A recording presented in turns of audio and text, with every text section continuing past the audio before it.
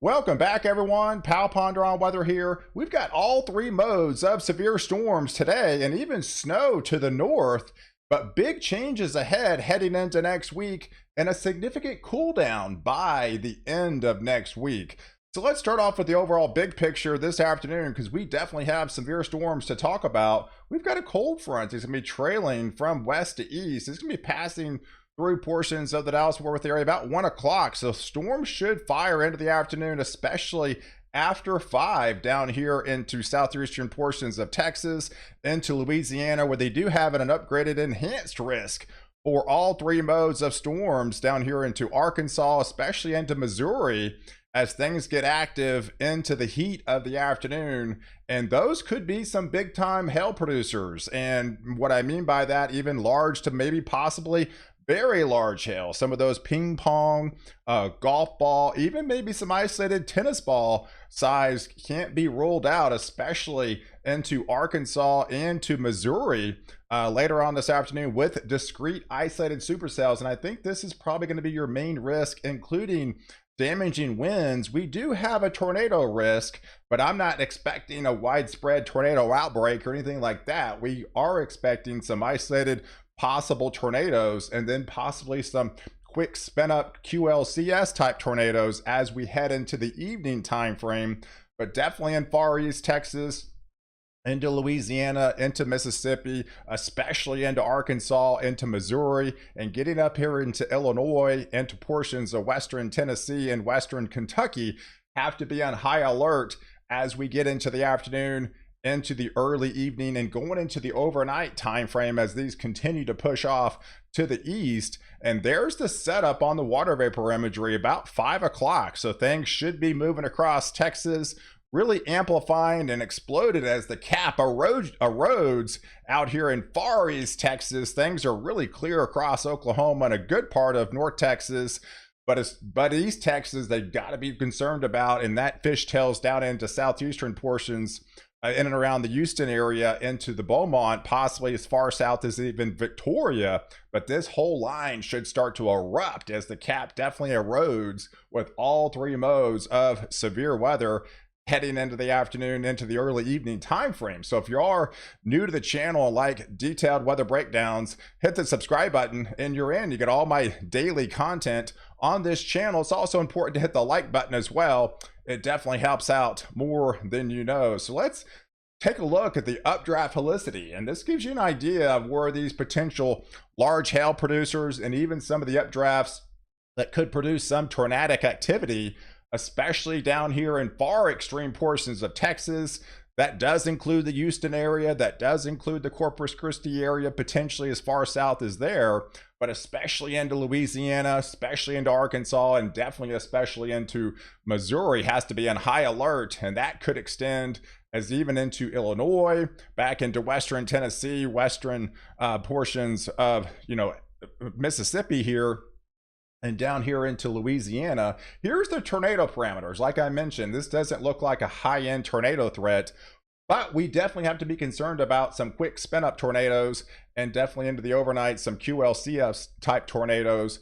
This is the setup about 5 o'clock. So I think that's when things really start to get active. You'll probably have weather watches aligned in these areas be issued by then. So let's break down the details and look at the overall high resolution guidance as we get into the 1 o'clock time frame. So I think that's when the cold front is probably going to be passing central Oklahoma, into North Texas, getting into East Texas by then, really rapidly clearing skies out behind it. But you got a lot of lift well out ahead of it in the warm sector. So you're going to start to see some isolated cells start to pop up into portions of Mississippi, heading into maybe southeastern portions of Missouri here, and in portions of Illinois. But I think really get into that 4 o'clock time frame, we're going to have to be a lot more concerned about these supercell thunderstorms, because these are going to be discrete. So when they start to erode the boundary layer and pop the cap, they're going to be turning severe rather quickly. And these are going to be those larger hail producers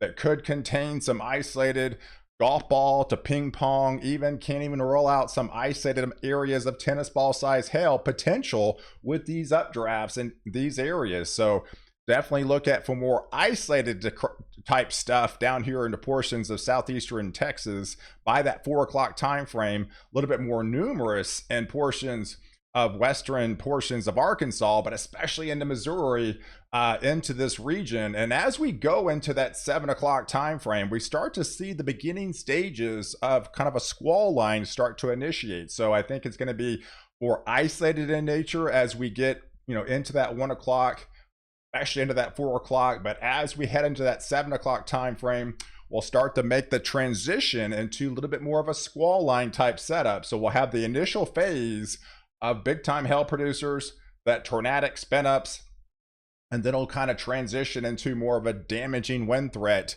down here into good parts of southeastern portions of Texas here, getting into Shreveport area, back into central Arkansas by then, and into central Missouri, heading into western portions of Illinois.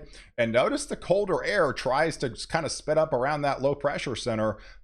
As we transition into the evening time frame, there's going to be some cold air that's going to be producing some snow up here to the north. So let's walk you through this and take you through. This is about 10 o'clock time frame heading into the evening, into the overnight. So by then we should have a squall line moving across, and with that squall line, yes, you can't rule out some QLCS type tornadoes, these little quick spin up embedded tornadoes within this squall line, but more of a straight line wind threat, more of a straight line wind threat and a damaging wind threat as we get into the evening time frame, as the temperatures start to drop on the backside of this upper level low, and it gets pretty chilly. I mean, it's going to be cold enough to produce some wet snowflakes up here into portions of Minnesota, down here into Iowa, and those actually could start to sneak in and even into portions of Illinois.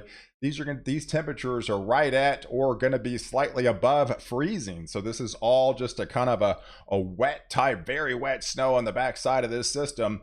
Notice as we get, heading into that, going into the overnight time frame and heading into tomorrow, the squall line kind of breaks up into the evening time frame, but then it tries to pick back up again as we head into Sunday afternoon and kind of the heat of the afternoon again.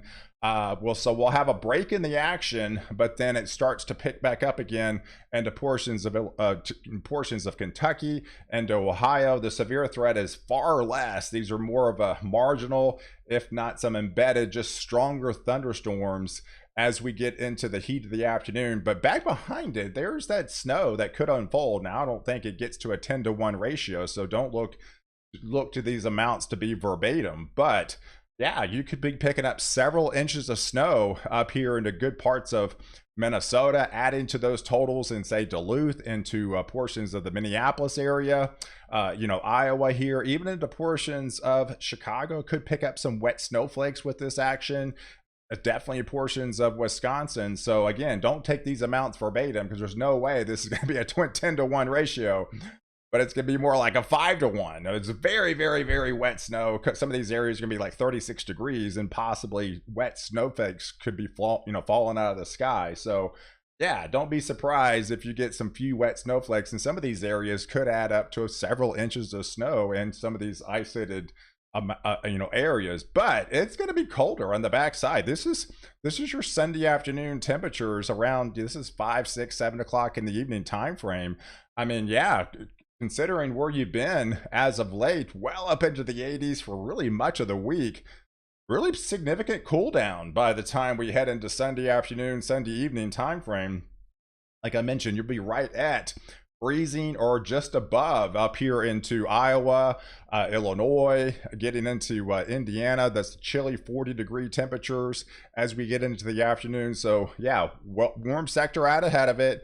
Definitely cold around that upper level low pressure. And then as we get into that Tuesday time frame, there's the setup as it continues to push off across the East Coast. And then we'll be transitioning out west again. We have a little bit of disturbance that's going to be coming across through portions of Texas, where the moisture could kind of moisten up this atmosphere a little bit more by the time we head into Tuesday afternoon. And the latest update is it looks to be the disturbance is probably going to be just south into portions of central Texas North Texas is going to be like on the borderline of this setup, and definitely lighter amounts as you head into Oklahoma. These areas desperately need the rainfall. They're just going to be missing it with this little disturbance. Doesn't look like significant, but some of these areas could pick up a quarter inch, maybe a half inch of rainfall where they desperately need the rain down here. But this is your overall Tuesday rainfall. Notice the sections as that storm system moves out. We'll have another just clearing, but any instability will be well to the north with just light to moderate rain showers as we head into Tuesday afternoon. But it's going to be warming up big time. This is your 850 temperatures. This is around 5,000 feet up in the atmosphere, so it's got a lot of hot air. And notice where the most intense heat is. This is where the drought is, where you're dry, you fry down here with this active dry line that really gets activated into the heat of the afternoon on Wednesday. So some of these temperatures really start to soil, take advantage of those very dry conditions out here in West Texas, Western Oklahoma, western portions of Kansas. But the chilly air continues to hang on back behind that low pressure. So much different changes on the table with the much cooler conditions. Instead of 20 to 30 degrees above average, you're going to be below average again for most of the week. Next week up here through extreme portions of the mid-Atlantic and headed into the Northeast. And of course, the Northwest has been predominantly on the chillier side for a while now. But there's overall temperatures as we head into Wednesday afternoon. Temperatures do soar, probably to the highest of the year so far. We're cranking up into the upper 90s, if not almost the century mark up here in Wichita Falls, checking in at 99 degrees. So yes, the dry line really gets active, taking advantage of those lower humidities. And then you're probably going to be reaching convective temperatures as the atmosphere possibly turns over with this dry line. So if this does in fact happen, these could be severe as well as we head into Wednesday afternoon time frame, right along that dry line. Again, this would be more of a conditional type risk again. If you happen to reach convective temperature and the atmosphere does happen to turn over, you're able to erode the cap. And these regions, again, they desperately need the rain. So this is a very conditional risk if it does occur by that Wednesday afternoon time frame. But going into Thursday, yeah, that dry line gets a little bit closer into portions of Oklahoma, getting into the Dallas-Fort Worth area. You're probably topping out into the low to mid 90s up there into the Dallas-Fort Worth area. So it's going to be a rapid change as we get into Thursday afternoon. But to the north, we're going to be looking at kind of more of a positively tilted trough coming out through the Rockies. Again, tapping into that warm sector. It tries to go a little bit more neutral, if not somewhat negatively tilted, through portions of Missouri, through Arkansas. Notice the lift is right around that region into Missouri again, into portions of Arkansas again. So it's almost like deja vu again, where you're probably going to be hit with the most severe storms. Today, you get hit again on Thursday afternoon, right along this sector, encompassing Arkansas, encompassing portions of Missouri, and this area will likely be expanded as we get closer to the event. But yes, again, it looks to miss a good part of Oklahoma and a good part of Texas, setting up into portions of East Texas again. Again, it looks like a similar type setup as we get into Thursday afternoon, with storms probably erupting out ahead of the warm sector again into far East Texas, into Louisiana, into Arkansas, into Missouri, back into Illinois again. So we'll have to be looking out for more severe storms. That won't be until that Thursday time frame. So rapid changes and big swings. But as we get into Friday, yeah, that trough gets a little bit more amplified. So we'll have to be fine-tuning this because we are getting to be a little bit more further out now, 6-7 days out. But this system appears to look even trend a little bit further north. So places into Illinois and Indiana and Ohio have to be a little bit more concerned, especially down here into Kentucky.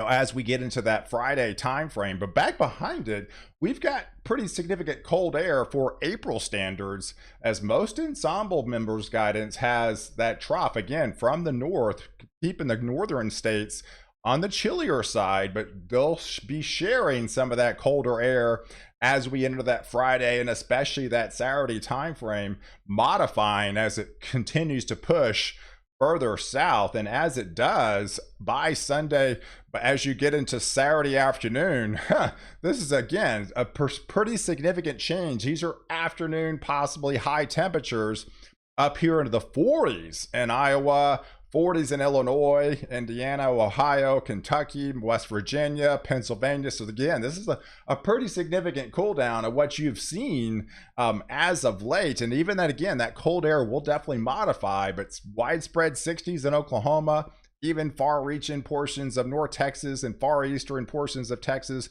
Back behind those potential severe storms, you'll be experiencing that chillier air as we head into Saturday afternoon, going into that Sunday, pushing off into the east. And but your overall rain amounts for the next week continue to be in a lot of the same areas. So they miss out on a good part of California into the desert Southwest, where you're in a desperate drought out here in western Kansas, western Oklahoma, and to West Texas. The dry line setups, again, looks to be more favored to the east. You'll have that little disturbance down here in Texas on Tuesday, more favoring your south portions of Texas and also central Texas, but very lighter amounts as you transition further north into North Texas and especially into like the Oklahoma City area. Heavier amounts as you go into Louisiana, Arkansas, Missouri, especially as you head into Iowa, Illinois, and get into Wisconsin and portions of Minnesota. And then, of course, lighter amounts as it weakens, as it continues to push further and further east. And as it does, the precipitation gets less and less and less as well. So guys, I appreciate you guys watching. Do like this video, definitely hit the subscribe button, and catch the next update while I protect you before and after the storm.